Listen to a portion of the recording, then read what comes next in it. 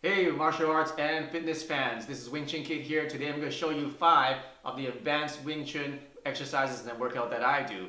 Here, check it out. It's a combination of yoga and martial arts training. Are you ready? Here we go. Here's the single leg squat. It's a useful exercise to get really strong legs. Here's how you do it. First of all, let's do a regular squat. Just going down and up. So as you go down, put your hands out like this, straight. And come up, then come back. So from the side, just like this, and like this. So that's a regular squat with both legs. Now all you need to do is do it with one leg. So what you do is just lift up one leg, and slowly go down as far as you can without having this foot touch the ground, and come back up like that. Okay, and do that again.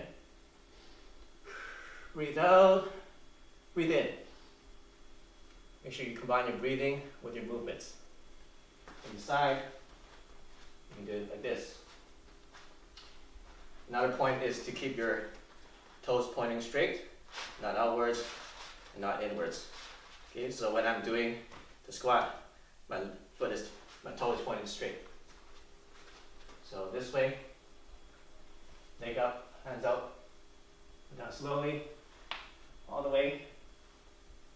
You can stick this leg out, point your toes like that, and come up slowly like this. So that's the single leg squat. Here's a couple variations you can do for the single leg squat. You can start adding some weights to your hand. A good one to start with is just a regular pole or a wooden bow staff like this one. So we're going to do the same thing, except now we're going to hold up the staff like this and do the squat.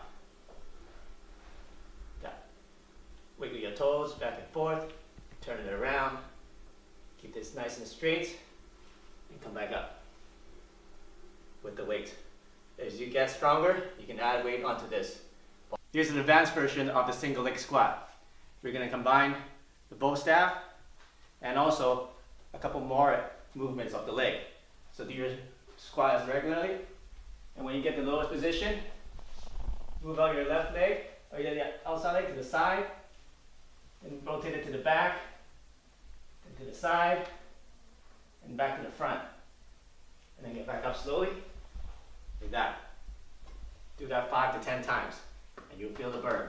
The reason we do this is now we strengthen the entire hip muscles in your leg and in your core. So train hard and have fun.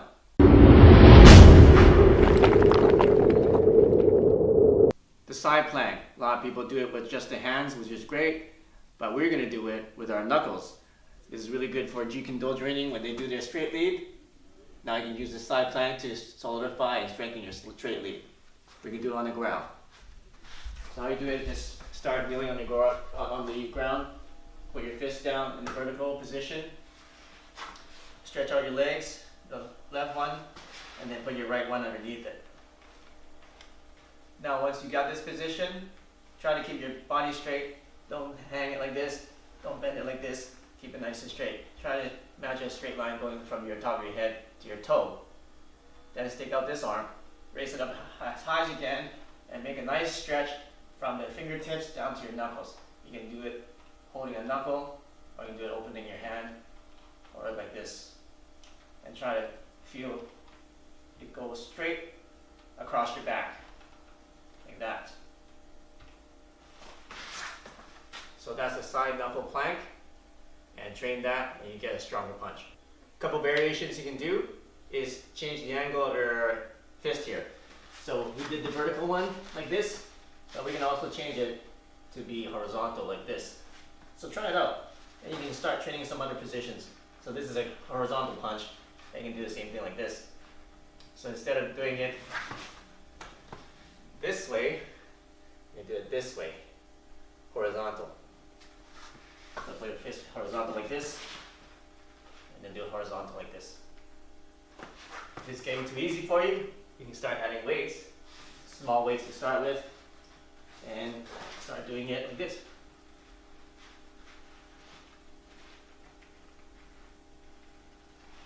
Okay, so that's the horizontal plank. Some pointers is a lot of people's wrists aren't that strong, so start easy. Start easy. Just do it on your knees to get a stronger wrist. I prefer to get pads, something not too soft, not too hard, so that your knuckles won't be you won't get bruises on your knuckles as easily. So that's a side knuckle plank.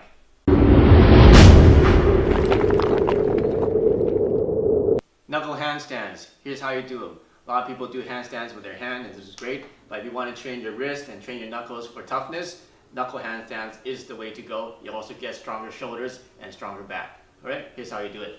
So start with the wall to help you out, like this. And put your knuckles about shoulder width apart. And then you can angle them in a little bit so it's easier to have the structure. Or just find the angle that you want, that you feel the strongest. So either this way, or it's 45 degrees, or 90 degrees, up to you. I like it somewhere in between. Then just slowly put your legs up one at a time. And get your legs as straight as possible. Put them together like this. And then hold that for as long as you can. Usually 10 seconds to 1 minute is good. You can also put one leg over the other. Alright, so that is your knuckle handstand. You want to come back down, just do one leg at a time, just like that. One important tip for this exercise is you need to keep your back straight. So when you're against the wall, make sure that your feet are here and your body is on a complete straight angle like this. Even though it's on an angle, make sure it's completely straight. You don't want to have a curve like this or a curve like this. So let me demonstrate again. Put your feet up like that. You don't want to end it like this, like that. Have your back bent this way or the other way. You want to keep it straight from your knuckles all the way to your toes, as straight as possible. So that's one point to do this properly. A couple of safety pointers for you if you're doing this exercise. Make sure that you have a nice soft surface so that if you do tumble forward, that you fall into something soft and don't hurt your back. Another thing is don't do it for too long because the blood will rush to your head and you might get dizzy. Once you get back up, get up slowly, take a deep breath so that the blood will go back to the rest of your body so that you don't faint.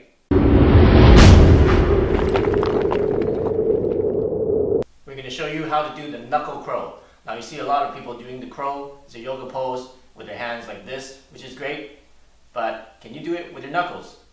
Now here's how you do it. The easier way to train this, if you haven't done this before, is to get a block like this. If you don't have something like this, get a telephone book or just some towels is fine too. So you can start doing this. Before you do knuckles, obviously do the hand ones, but once you do the hand one, you're going to graduate and do our knuckles. Easier way to do it is to have your thumb here to help balance a little bit more, a little bit easier. So from here, you're just going to put our elbows behind our knee, like this, on the inside of our legs. And then we're going to just rock forward, and then put our head there so you get a nice balance and you're not scared of rolling over. Now once you get balanced, now just rock back a little bit, then you can get your head off the block, like that. Once you get good at that, then you don't need the block. See, my head is off the block now, right? Okay, so once you get good at that, do it without the block. You might want to put some padding here just in case you fall forward, doesn't hit your head on concrete or a hard floor. This is a little bit softer, so it's okay. So what you can do is start this about shoulder width. Find the nice position, not too wide, not too narrow. Let's find the strongest position you can find, and then do it like that. And what you can do is adjust your knuckles back and forth to get that balance. Now once you get better, we're not going to use the thumbs anymore. We're just going to use the knuckles to get the balance. Now this is harder, but once you get the balance well, then you can do it like this. Okay, so that is the knuckle crow. The way I train this is to hold the position for 30 seconds to a minute. Now, what you might want to do is, if you can't balance for that long, that's okay. Just do your best. If you're off balance, just adjust back and try to hold the position again. And if you're off balance, just go back to that balanced position. Eventually your wrist will get stronger and your balance will get better. So this exercise is very good for training the wrist power and training the strength of your muscles and your hands.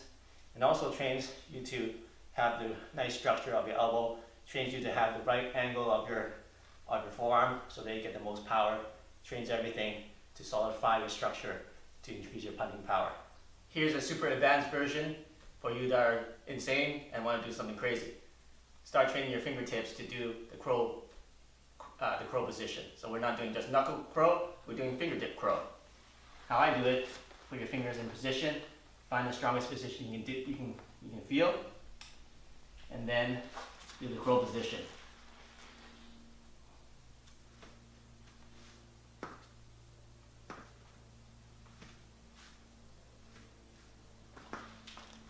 It's very difficult to get balance because your fingers are not as strong as your knuckles. So train hard, and you can start doing it for 1 second, 5 seconds, and start doing this advanced training. Now we're going to do the single knuckle push-up. This is an exercise you can do once you get good at doing a lot of push-ups. I say at least 50 push-ups without stopping. Then you can start doing single hand push-ups with just your knuckles. Here's how you do them. Get into a regular push-up position, and then expand your legs a little bit wider, like that. And then get nice and comfortable, feel a nice strong position. Now put one hand behind your back, and then go down on one, like that. And make sure you do good breathing while you're doing the exercise to get more strength and to have proper technique. Hey, thanks for watching my martial arts training and workout fitness videos. I hope you enjoyed them and used them to get stronger. If you like this video, make sure you check out my other videos that I have on my channel, and make sure you click the subscribe button right here to get the latest and best training and workout and self-defense training lesson videos that I have. So I'll see you soon in the next video.